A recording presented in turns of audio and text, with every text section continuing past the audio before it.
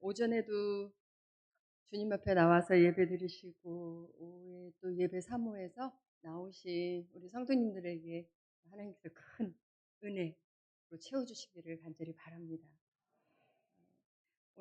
제가 그 파리 집회 때문에 가서 목사님 뵙게 됐는데 그것이 계기가 돼서 또 이렇게 목사님 교회에 와서 우리 성도님들 뵙고 저희 간증을 나눌 수 있는 그런 기회가 이렇게 주어진 게 너무나 또 감사하네요. 어, 오늘 그 읽어드렸던 말씀은요. 시편 71편 20절에서 21절에 있는 말씀은 제가 큐티를 하다가 말씀 이제 묵상을 하면서 보게 된 말씀이에요. 우리에게 여러 가지 심한 고난을 보이신 주께서 우리를 다시 살리시며 땅 깊은 곳에서 다시 이끌어 올리시리다라는 이 말씀 이렇게 읽어 내려가다가 제 삶을 돌이켜 봤을 때 여러 가지 심한 고난이 있었지만 어, 나를 다시 살리셨고 땅 깊은 곳에 있는 나를 다시 이끌어 올리신 하나님을 생각해 보니까 오늘 이렇게 제목을 줘보고 싶은 거예요. 나를 다시 이끌어 올리신 하나님. 우리 한번 해서 해볼까요? 시작. 나를 다시 이끌어 올리신 하나님. 나를 다시 이끌어 올리신 하나님께서 오늘 저의 간증을 통해서 또 우리 성도님들의 삶에서도 다시 이끌어 올리시는 그 하나님이 체험되시고 간증되시는 시간이 되기를 간절히 바랍니다. 혹시 여기서 탁구 치시는 분 계세요? 이렇게 손 드시는 분은 꽤 잘 치시는 분이세요. 나중에 한번 치자고 할까봐 되게 이제 겁이 나죠. 이렇게 되면. 저는 탁구를 초등학교 3학년 때부터 했어요.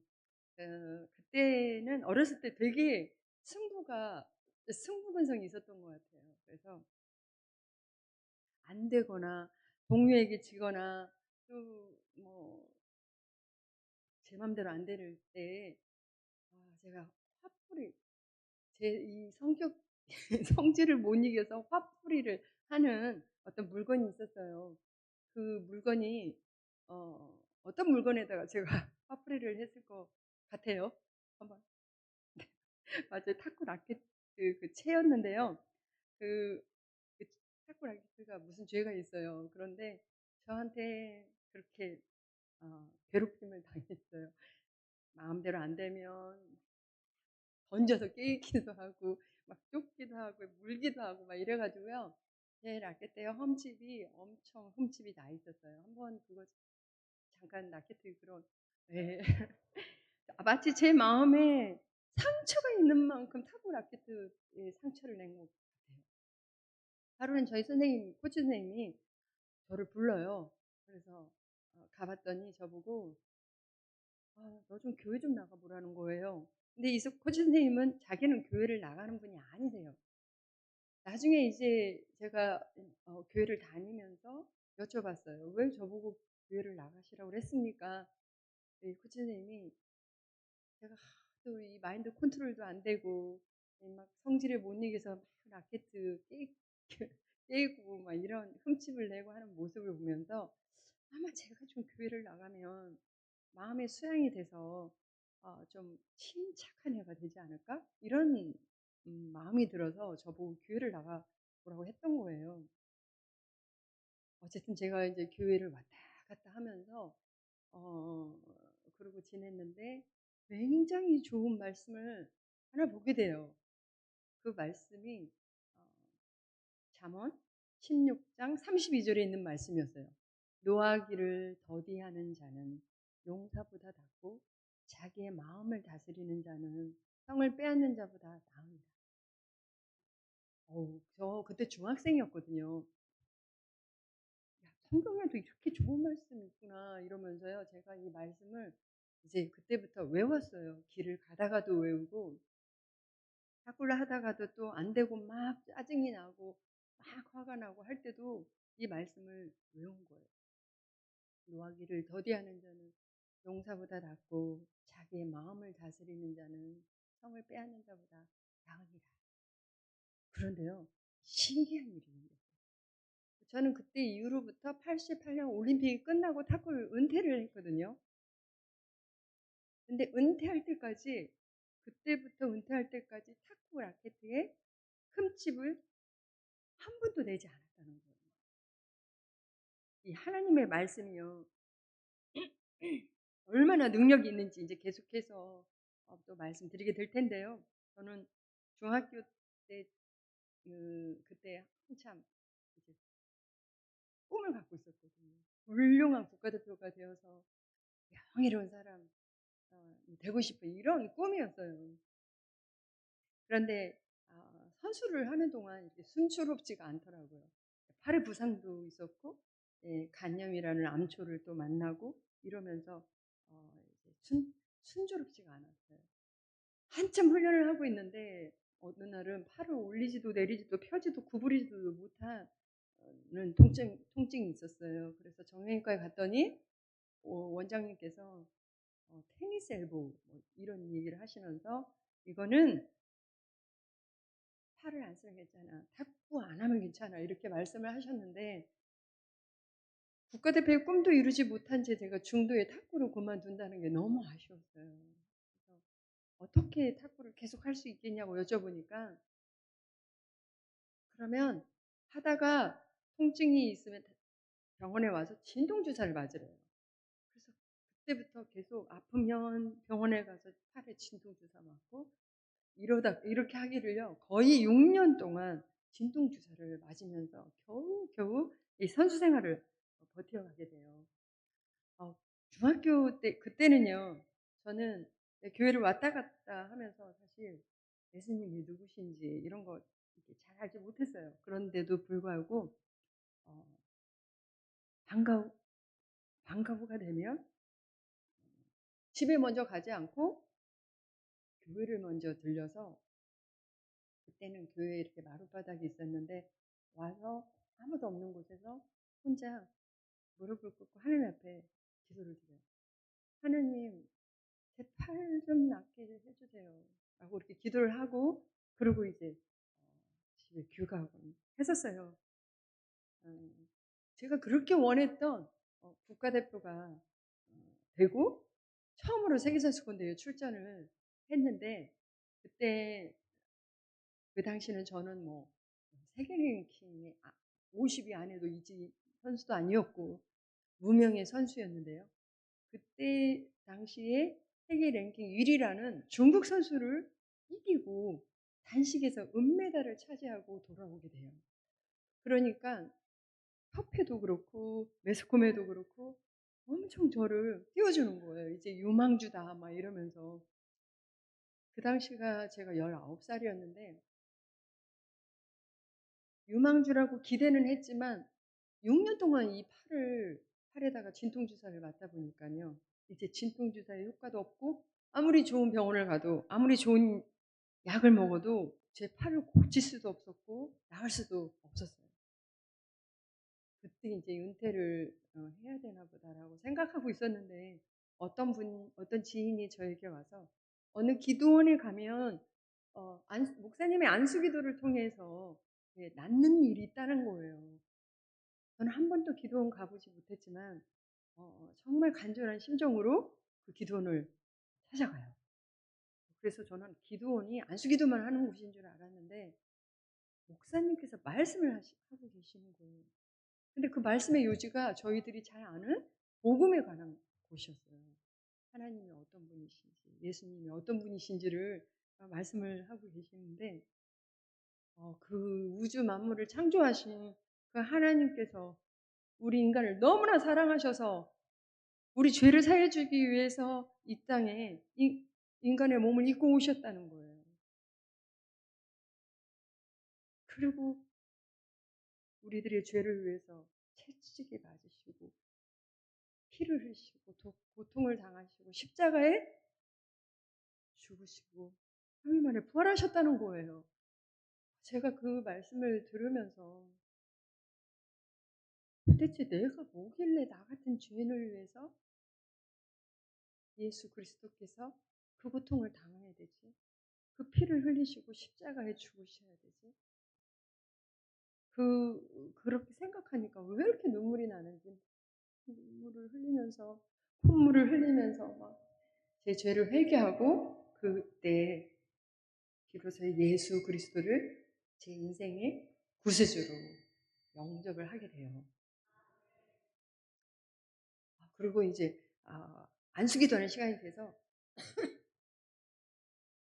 목사님 앞에 저도 안수기도 갔어요. 저는요, 이 기적이라는 게 매스컴에서나 또 지면으로만 봤지만 그 기적이 저에게 일어날 거라는 건 저는 생각도 못했어요. 목사님의 안수기도를 통해서 그 6년 동안 아팠던 팔이요, 낫게 되는데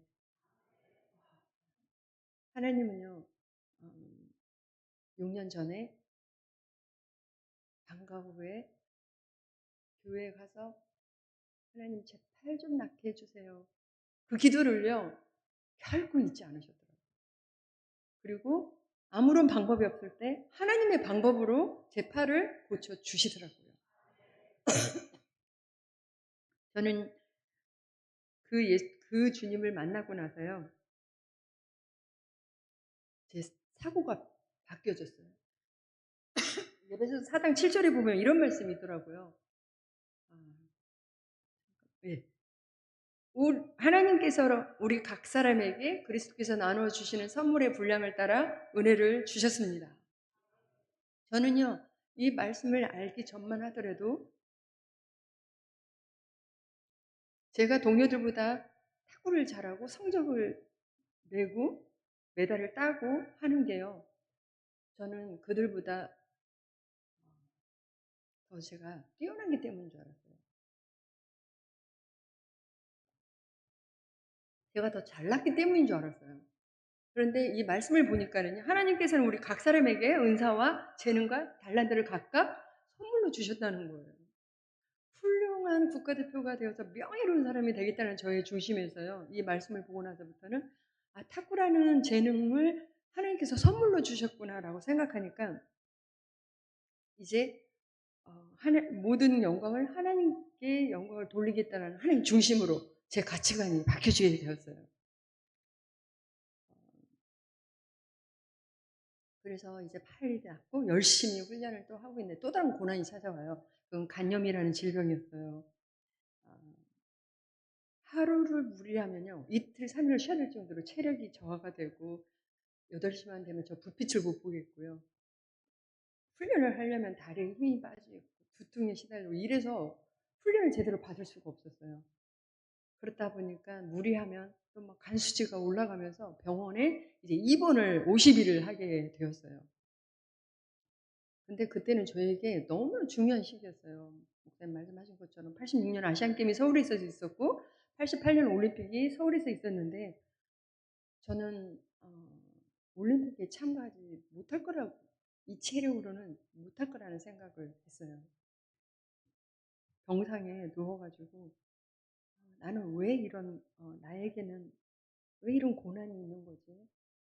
다른 선수들처럼 건강하게 부상도 없이 마음껏 훈련해서 훈련을 할 수도 있었을 텐데 이런 생각을 하다가 만약에 제가 아무런 부상도 없고 건강하게 만약에 메달을 땄다면은요, 인터뷰를 했을 때 소감이 어떠냐면 저는 이렇게 인터뷰했을 것 같아요. 저는요, 이렇게 하루에 몇 시간씩 훈련했고 상대를 분석했고 뭐 이렇게 노력했기 때문에 금메달을 땄습니다. 이렇게 인터뷰했을 것 같아요. 그런데요, 병상에서 하나님이 제가 기도하게 하셨어요. 올림픽까지 할 수 있는 체력 좀 주세요 라고 간절히 기도하게 돼요.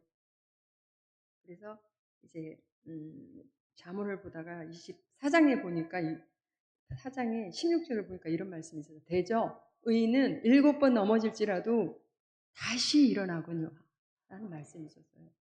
마치 하나님께서 우리가 아무리 여러 고난이 있다 할지라도 포기하지 말고 다시 일어나라고 말씀해 주시는 것 같아요. 그래서 이 말씀을 붙들고 이제 경기에 출전을 하는데 올림픽 하기 전에 세계선수권대가요, 인도 뉴델리에서 있었는데요.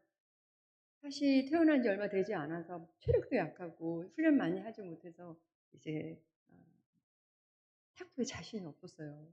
숙소에 엎드려 가지고 하나님 지금 세계대회까지 출전을 했는데 상황이 너무 암담합니다. 저 지금 체력도 없고요. 좀 자신이 없습니다. 저 좀 도와주세요. 기도했어요.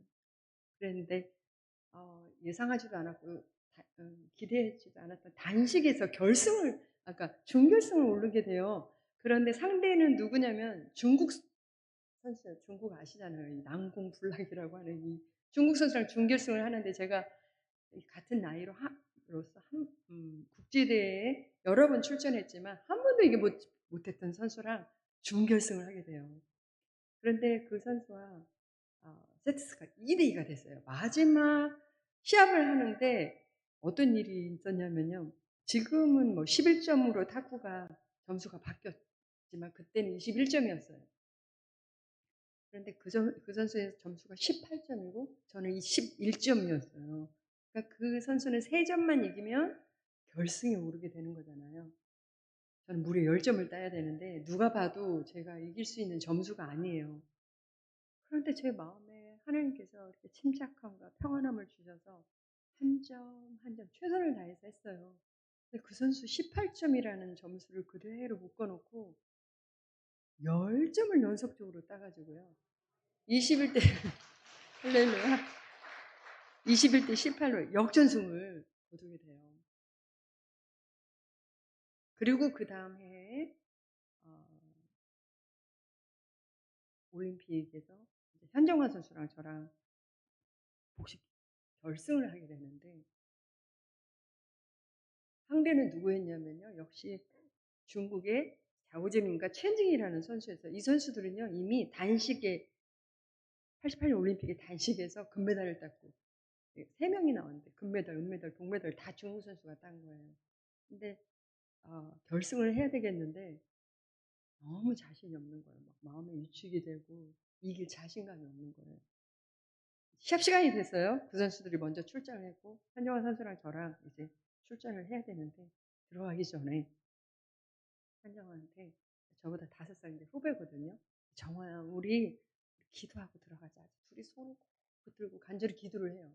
그리고 이제 시합에 들어가요. 복식은 3번 겨뤄서 2번 이기면 금메달을 따요. 첫 번째 시합을 하는데 아슬아슬하게 정말 접전 끝에 21대 19로 간신히 이겨요. 두 번째는 또 저희가 형편없이 졌어요. 마지막 3번째를 하는데 또 어떤 일이 일어나냐면요. 중간에 초반에 막 접전 끝에 가다가 중반에 상대 첸진과 자오짐이라는 선수 둘이 이렇게 호흡이 맞지가 않아가지고 다리에 스텝이 맞지 않으면서 자오지민 선수가 첸징 선수의 다리에 걸려서 그 코트에서 넘어지면서 자오지민 선수가 엉덩방아를 찢는 일이 생겨요.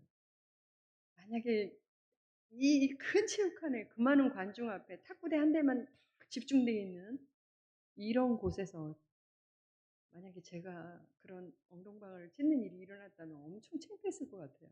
그래서 그랬는지 그것이 계기가 되면서 저희가 점수 차이로 확 벌어지게 하면서 21대 10이라는 점수로 이기고 금메달을 따게 돼요.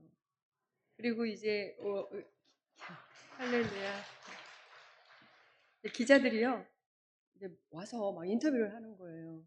아까 잠깐 영상에도 나왔지만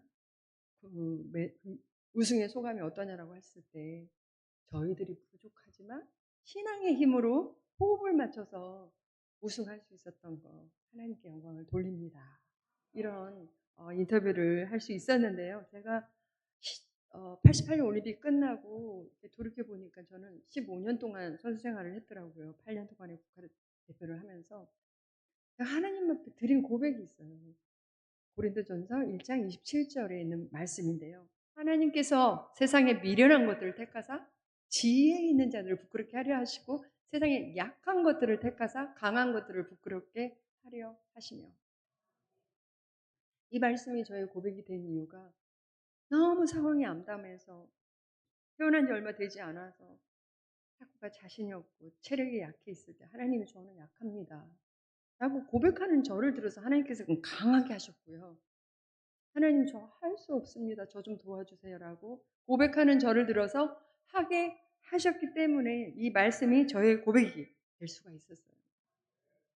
지금도요. 저는 어떤 때는 제 자신의 한계를 느끼면서 앞뒤가 꽉꽉 막히는 것 같은 사방에 오개쌈을 당하는 그런 한계를 느끼고 있었을 때 하나님 앞에 작은 일이든 큰 일이든 엎드려서 조목조목 다 이렇게 아뢰요. 그러다 보면 하나님께서 약하고 추한 제 모습을 있는 모습 그대로를 받아주시고 약한 자의 편이 되어주시는 하나님을 경험하면서 살고 있는데요. 제 삶이 가장 약할 때 강함 되어주셨던 저희 하나님이 오늘 이 자리에 계시는 우리 성도님들의 하나님이 되어주시기를 간절히 바랍니다. 그렇게 15년 동안 선생을 마치고 저는 이제 탁구에서 은퇴를 해요. 하고 이제 제2의 삶을 살아야 되잖아요. 굉장히 그 제2의 삶을 살기 위해서 미리미리 자기 진로를 놓고 기도하는 건 너무나 중요한 일이었던 것 같아요. 근데 저는 가끔 그 시기를 이렇게 놓치고요. 탁구 은퇴를 하고 나니까 왜 이렇게 허전한지 허탈하고 막 마음이 공허해져 있고 그런데 그런 상황에서 이제 저에게 제가 권면을 받은 거는 너는 이제 후배 양성을 해라. 지도자의 길을 가라. 막 이런 얘기였어요. 그래서 그렇게 해야 할 것 같았어요. 그 당시 삼성제일모직에서 이제 후배들을 가르치면서 코치를 하고 있었는데, 어, 코치를 하다 보니까 이런 생각이 들었어요. 그냥 탁구만 가르치는 코치가 아니라 이제는 좀 공부를 해서 체육에 대한 이론도 공부하고 실기를 겸한 이런 멋진 지도자가 되고 싶은 이런 야망이 제 속에 있었어요. 그래서 이론과 실기를 겸한 멋진 지도자가 되기 위해서 지도자의 길을 걷고 있었는데요. 사람이 참 간사한 것 같아요. 선수 시절 때요. 매 순간순간마다 정말 하나님을 찾고 부르짖고 간절히 나아갔던 제가요. 지도자가 되고 나니까 선수 때처럼 그렇게 매달리고 하나님을 찾고 이런 일이 별로 없는 거예요. 저도 모르게 제 신앙이 느슨해지고 나태해지게 되더라고요. 또 제가 신자라는 걸 알고요. 여러 이제 한국 교회에서 간증의 요청도 막 오는데요. 제가 어느 날부터 제 삶의 우선순위가 하나님이 아니고 어, 이론과 실기를 겸한 멋진 지도자가 되겠다는 것이 제 삶의 우선순위가 돼 있었어요. 하나님의 일은 제 뒷전에 있었어요. 또 은퇴를 하고 나니까 경제적으로도 뭔가 이렇게 여유로워지고 이렇게 풍요로워지는 거예요. 어, 그 운동선수들이 메달을 따면 정부에서 주는 체육연금이라는 것도 받게 되죠. 또 협회에서 뭐 메달 땄다라고 막 아파트를 수여하기도 하죠. 또 대통령의 최고 훈장이라는 것도 받죠. 제가요, 그러고 나서 이런 생각이 들었어요. 야, 이제 여기서 코치를 하고 감독이 되고 앞으로 또 승진이 되고 내 앞날은 보장이 돼 있을 것 같다. 내 앞날은 다 탄탄대로일 것 같다라는 이런 생각을 하면서 이제는 아무런 부족함이 없이 행복하게만 살면 되겠구나 라고 그러면서 지내고 있었어요. 그런데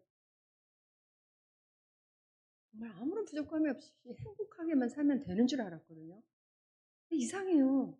시간이 가면 갈수록 날이 가면 갈수록 제가 행복하지가 않는 거예요. 제 영혼이 점점 메말라져 가고 있고 제 영혼이 공허해져 가고 있고 이러면서 기쁨이 없는 거예요.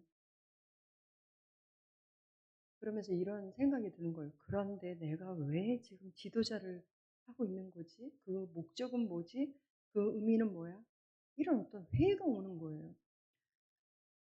그때까지만 해도 제가 우울증을 앓고 있다는 생각을 전혀 하지 못하고 있었어요. 근데 그 당시에 저희 63세이셨던 저희 어머님이 갑자기 간암으로 투병생활을 하시게 돼요. 그래서 한 달 동안 아무것도 다 스톱을 하고 한 달 동안 어머니를 집중적으로 간호를 해드리게 돼요.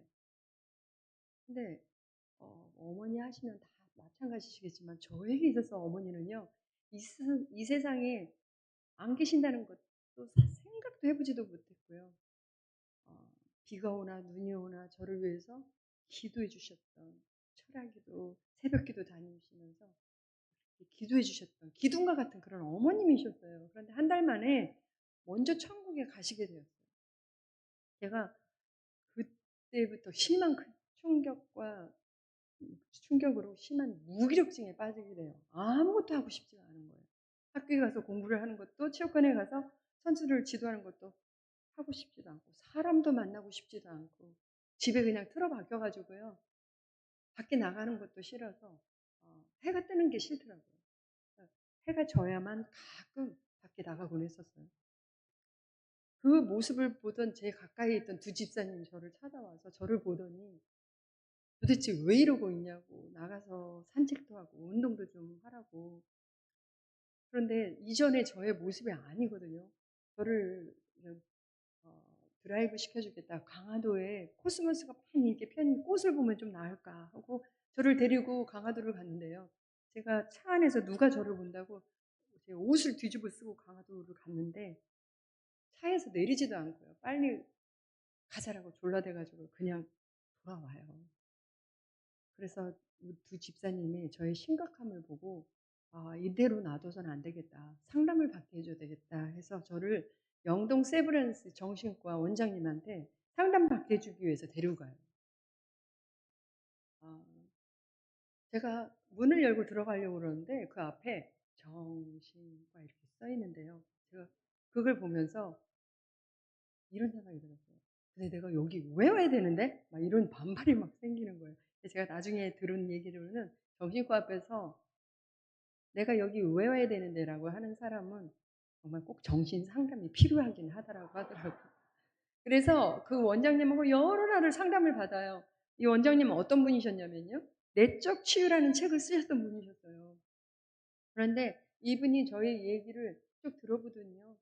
아, 회복하기 어려운 심각한 조울증을 앓고 있다는 거예요. 그러시면서 하시는 말씀이 왜 우리들이 뭐 우울증이니 공황장애니 뭐 여러 가지 이렇게 나타나는 이유에 대해서 말씀하셨어요. 지금도 유튜브에 이성훈 박사님 내적 치유를 쓰면 많은 강의들이 있는데 여러 얘기를 해주셨는데 한 가지 기억나는 게 있어요. 물론 여러 가지 이유가 있겠지만 우리가 세상에서 살면서 받는 상처가 있대요. 이 상처를 받고 내적 치유가 돼야 되는데 이거 되지 않은 채 이렇게 묻어두고 있잖아요. 그러면 이게 미움이 된대요. 근데 미움의 쓴뿌리가 제거되지 않고 이렇게 있다 보면 이게 점점 분노가 쌓이게 된대요.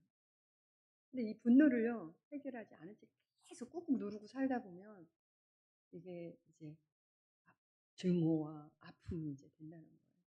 그래서 어느 날 어느 순간에 무슨 뭐 조현병이 나타나든지 무슨 뭐 공황장애가 나타나든지 이렇게 나타날 수 있다는 거예요. 제가 그 얘기를 들으면서 이런 생각이 들었어요. 나도 그럴 때가 있었네. 저는 어렸을 때부터 참 우리 가정이 행복하고 화목하다는 생각을 한 적이 기억이 안 나요. 물론 부모님의 사랑은 받으면서 자랐지만요. 아버지가 엄청 엄격하신 분이셨어요. 저는 옆에도 가서 아빠라 이렇게 한 번씩 주물러 드리고 이래 본 적이 없어요. 뿐만이 아니라 부모님이 늘 다투시는 모습을 보면서 너무 속이 상했어요. 왜 우리 집은 화목하지 못하지? 속이 상해서 울면서 학교를 가는 일이 참 많았어요. 게다가 형제가 여러분 있었는데 이 부모님의 속을 엄청 썩히는 분이 한 분 있었어요. 지금은 안수 집사가 돼서 뭐 전도도 너무 잘하지만 그때는 너무너무 미웠어요. 이게 이 분노가 여기까지 쌓여가지고요.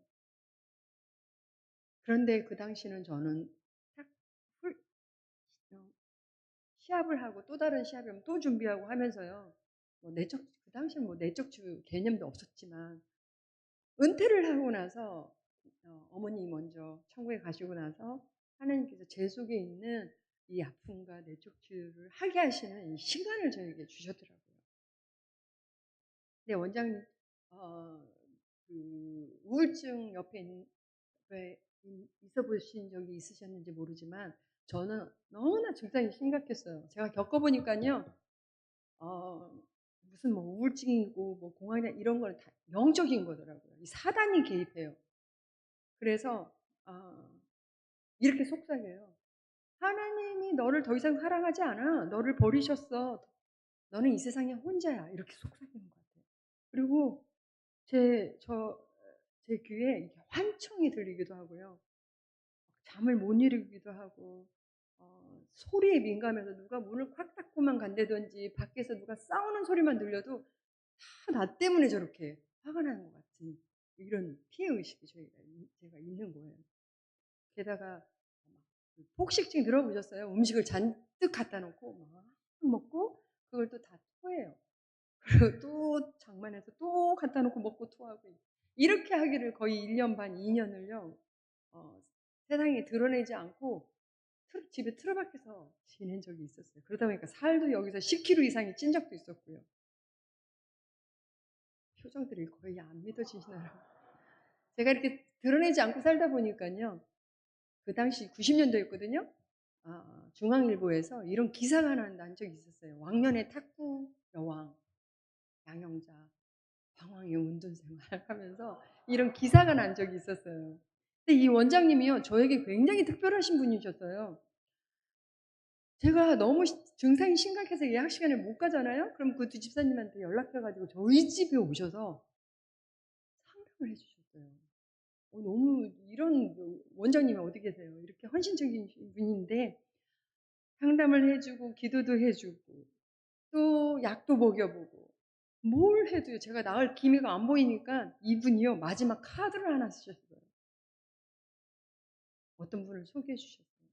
그분이 누구였냐면 아침에 하나님의 말씀 큐티 훈련시켜 주시는 분을 만나게 해 주셨어요.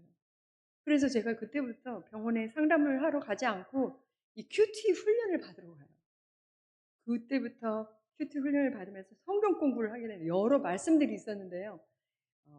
시편 107편 10절에서 14절에는 이런 말씀이 있었어요. 사람이 흑암과 사망의 그늘 아래 앉으며 공고와 쇠사슬의 매임은 하나님의 말씀을 거역하고 지존자의 뜻을 멸시함이라. 이에 그들이 그 환난 중에 여호와께 부르짖음에 그들의 고통에서 구원하시되 흑암과 사망의 그늘에서 인도하여 내시고 그들의 얼거맨줄을 끊으셨도다. 이 말씀을 공부해 나가다가요.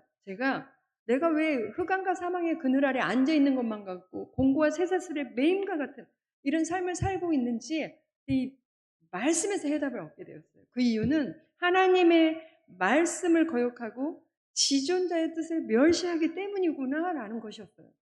말씀드린 것처럼 저는 선수 시절 때 그렇게 하나님을 찾고 간절히 나아가고 매달리고 그렇게 부르짖고 했던 제가요. 은퇴를 하고 나서 그 텅텅 빈 허전한 마음에 하나님의 이런 말씀을 공부해서 하나님의 말씀으로 채워 넣었더라면 얼마나 영적으로 풍성한 삶을 살았었겠어요? 그런데 제가 잠시 저는 세상의 것을 채우는 적이 있었어요. 하고 싶은 쇼핑도 마음껏 하면서 제 만족함도 누려보기도 하고요. 여러 문화시설을 누려보기도 하고 무슨 뭐 골프도 쳐보고 뭘 해도요. 하나도 행복하지도 않고 즐겁지도 않는 거예요. 하나님과 나와의 관계가 친밀하지 못하고 하나님과 관계가 멀어져 있을 때요. 우리는 내 영혼이 피폐하고 기쁨과 행복함이 없다는 것을 알게 되었어요. 나를 창조하신 그 하나님과 나와의 관계가 멀어져 있으면 멀어져 있을수록 우리는 흑암과 사망의 그늘 아래 앉아 있는 것만 같고요. 공고와 쇠사슬의 매임과 같은 이런 우울한 삶을 살 수밖에 없는 영적 존재들이구나 라는 것을 깨닫게 되었어요. 선생님들은 지금은 어떠신가요? 하나님과의 관계가 친밀하시고 가까운 가운데 있으신가요? 어떤 사람들이 이렇게 얘기하는 거예요. 교회 잘 다니는 사람, 예수 잘 믿는 사람, 무슨 고난이 있어? 만사형통해야 되는 거 아니야? 무슨 우울증이야? 이렇게 비난하기도 하고 조롱하기도 하더라고요. 그런데요, 우리는요, 냉수를 앞에 하나 떠다 놓고 그 앞에서 비나이다 하면서 만사 형통만을 구하는 그런 종교가 아니잖아요. 때로는 우리가 받는 그 고난에는요, 뜻이 있고 이 고난을 통해서 주는 유익함과 깨달음이 있는데요. 만약에 제가 이 기간이 저에게 없었다면은 저는 제 자신을 돌아볼 수 있는 시간이 언제 또 있었을까? 라는 생각을 하게 되고요. 또 그 긴 외로움과 그 조울증으로 고독함 속에서 하나님과 나와 복대할 수 있는 이 소중한 시간이 언제 또 주어질 수 있었을까? 이런 생각을 하게 돼요.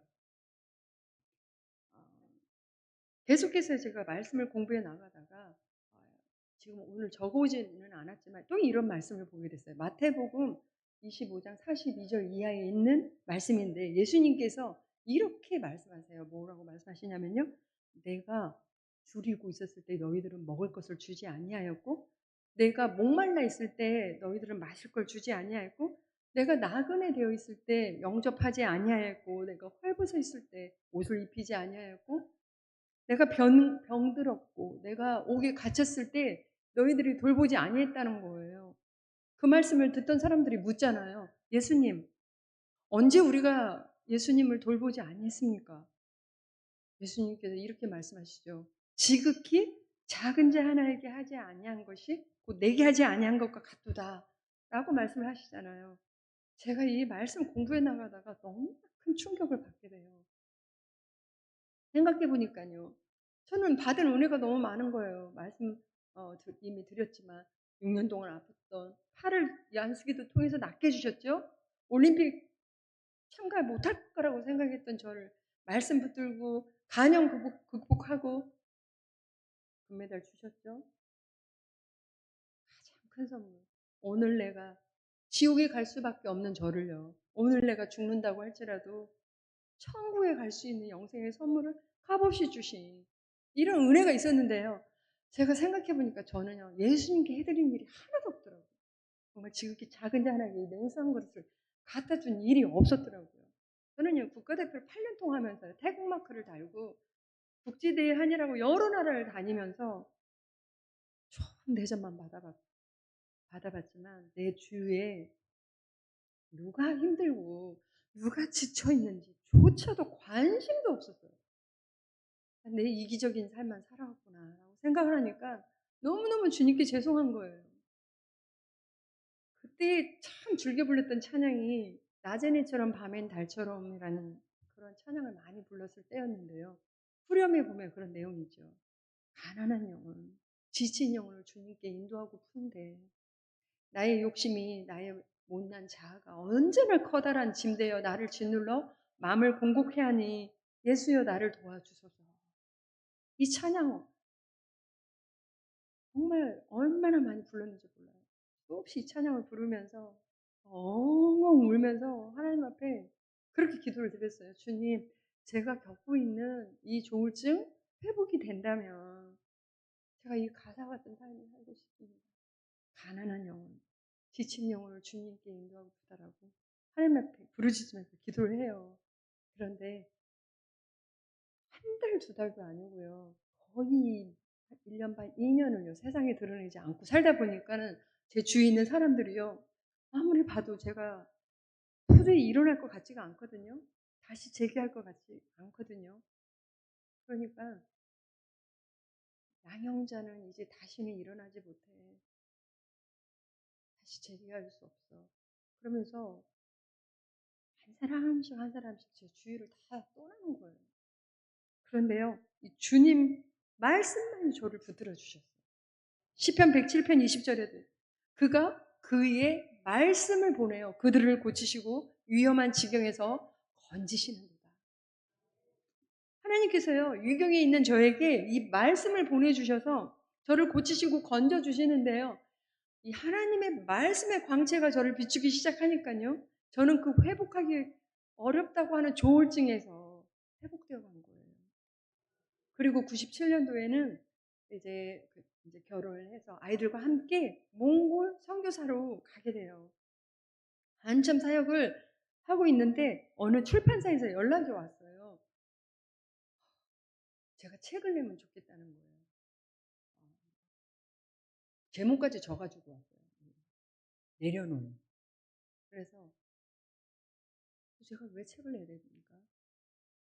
뭐 올림픽 금메달리스트가 다 내려놓고 선교지에 가니까 책을 내면 좋겠다는 거예요. 아무리 생각해도 제가 책을 낼 의미를 느끼지 못했어요.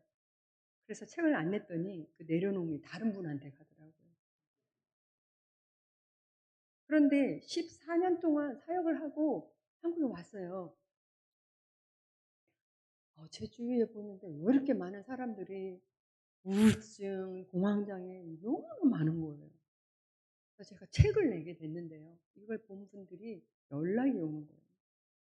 자기 아들, 딸들이 우울증으로 너무너무 힘들어하고 있는데 어떻게 그 우울증이 회복이 됐냐는 거예요.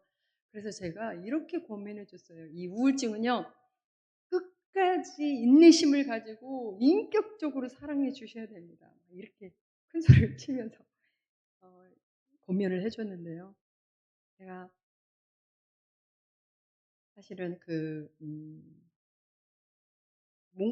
몽골에서 사역을 하고 남편이 이제 성경 번역을 하기 위해서 내몽고에 갔다가 어, 거기에서 탁구를 가르쳤던 제자 한 명이 이제 다 우리 사역 끝나고 돌아오면서 어, 이제 그 아버지가 데려다 한국에 좀 가서 귀화를 좀 시켰으면 좋겠다.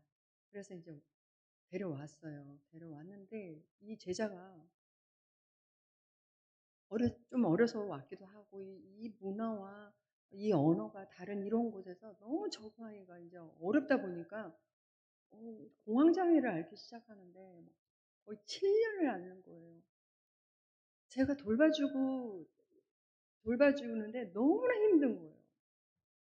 지치기도 하고 어떤 때는 내가 괜히 데려왔나 막 이런 후회가 있게 되기도 하고 그랬는데요. 이 제자가 제가 큐티한 말씀을 매일매일 이제 문자로 보내고 또 이제 전화하게 되면 전화로 기도해주고 이러다 보니까 점점 회복이 되면서 3년 전부터는 국내 대회에 있는 경기에서 단식에서 우승을 하고 이렇게 막 우승을 하자마자 하나님 앞에 감사 기도를 드리는 거예요. 잠깐 그 사진 좀 보여주실래요?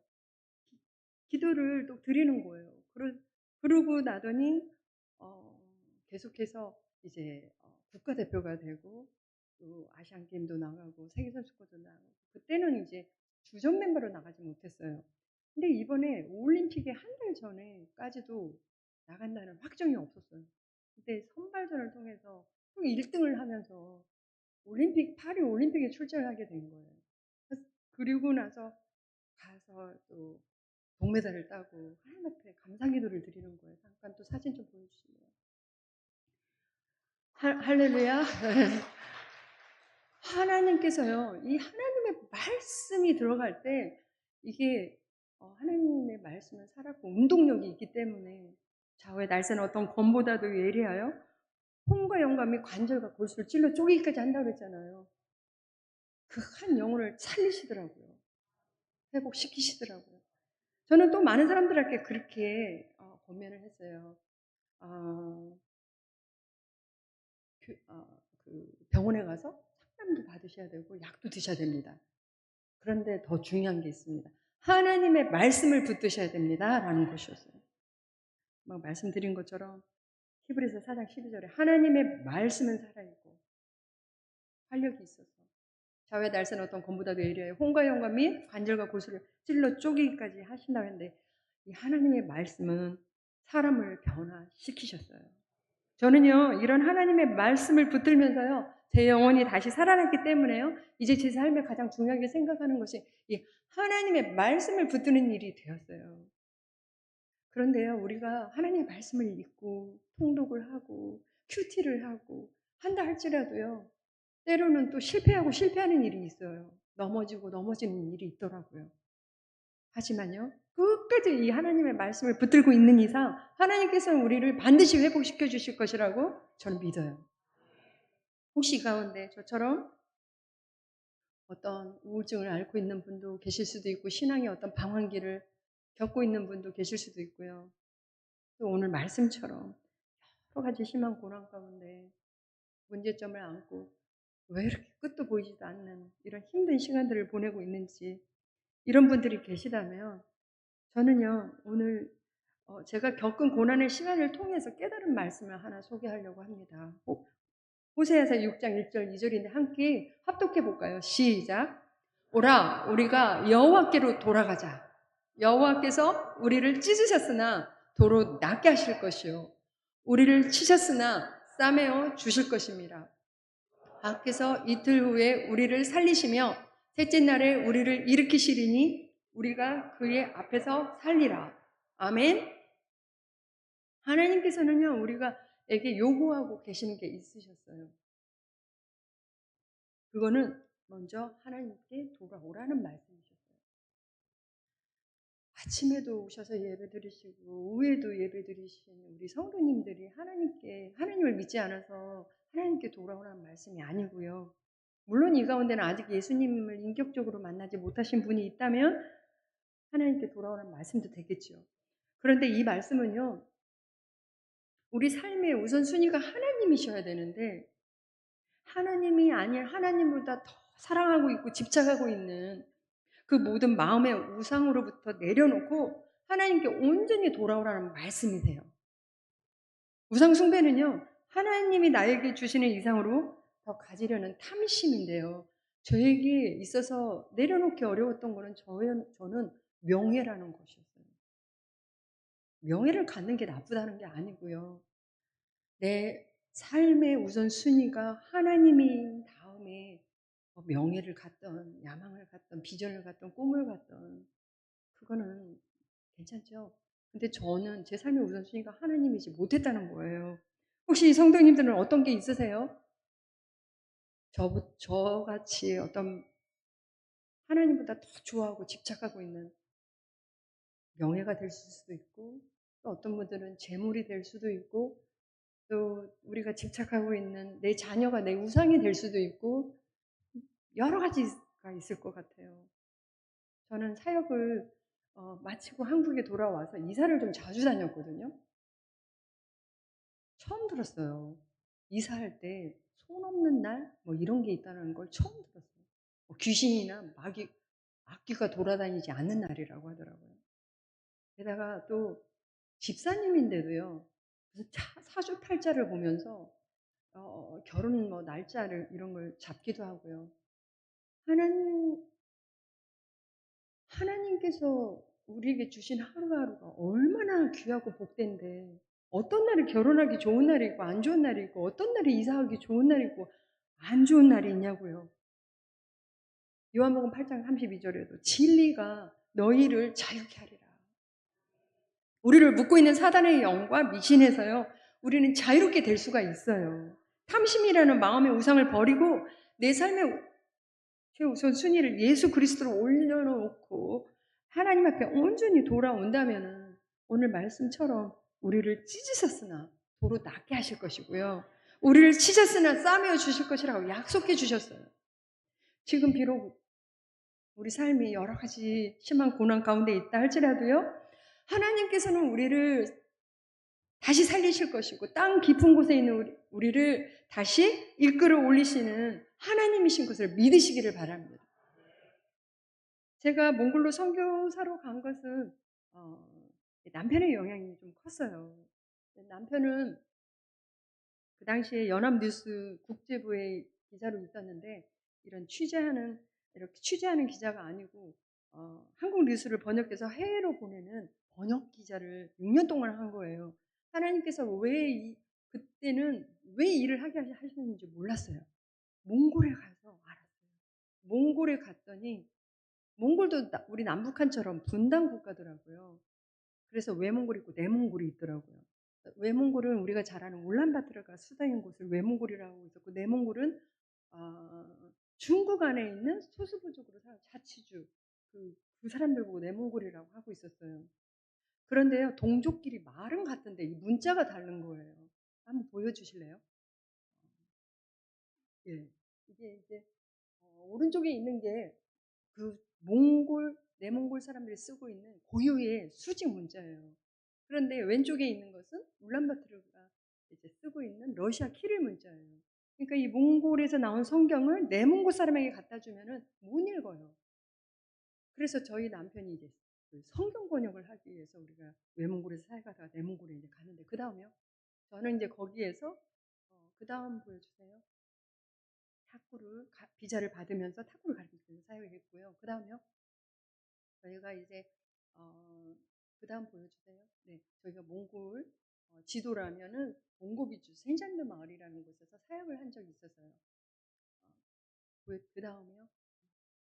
이제 가정교회를 이제 한 적이 이제 있었고요. 그 다음에요. 참 너무나 황량하고요.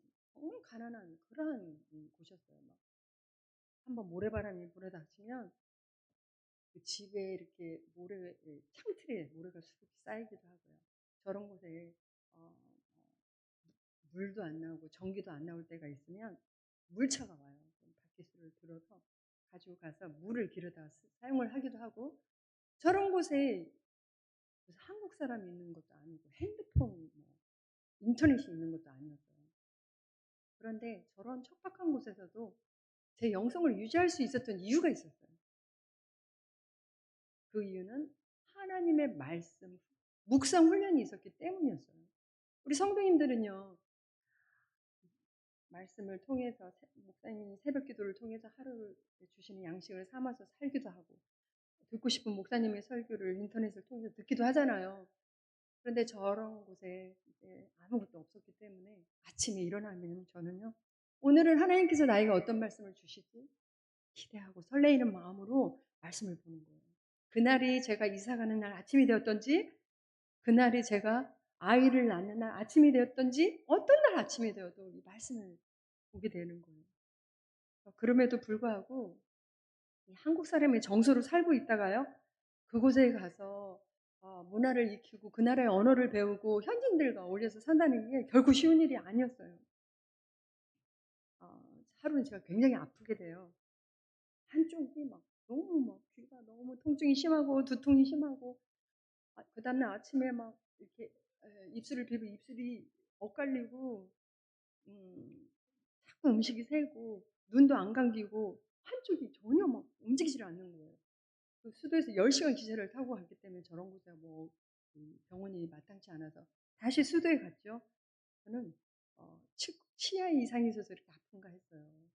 그런데 이상이 없대요. 코이카에서 온 신경외과 원장님한테 가보라고 갔더니 바이러스로 인한 안면 근육 마비라는 거예요. 열흘 동안 바이러스 죽이는 약을 먹으면서 안정하면 괜찮다고 그랬거든요. 네, 열흘이 지나고 보름이 지나고 한 달이 지나고 두 달이 가까우는데도 제 안면이 풀릴 기미가 안 보이는 거예요. 이쯤 되니까 제가 너무 걱정이 되는 거예요. 야, 평생 이러고 살면 어떡하지? 제가 걱정하니까 저희 남편이 저를 위로해 준다고 저에게 이렇게 얘기하더라고요. 여보, 당신의 입술이 평생 삐뚤어져 있다 할지라도 나는 오직 당신만을 사랑할 테니까 걱정하지 말라는 거예요. 근데 그 시기에요. 제가 이 문화 충격으로 인해서 참 창피한 얘기지만 이 선교사가 섬기러 가고 복음 전하러 간 이 선교사가요. 마음의 문을 꼭꼭 닫고 선지들이 정말 이렇게 미워질 때가 있었거든요. 그런데 제가 그 안면마비로 인해서 아침에 말씀을 묵상을 하는데 이런 말씀이 있었어요. 고린도후서 1장 4절에 우리의 모든 환난 중에서 우리를 위로하사 우리로 하여금 하나님께 받은 위로로서 모든 환난 중에 있는 자들을 능히 위로하게 하시는 이시로다. 제가 이 말씀을 보는데 이런 성령의 음성이었어요. 내가 환난을 받고 있었을 때 생각해보라.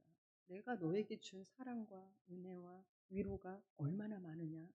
너 지금 그 받은 그 위로를 이곳에 위로가 필요한 사람에게 나눠줘야 되지 않겠냐라는 거였어요.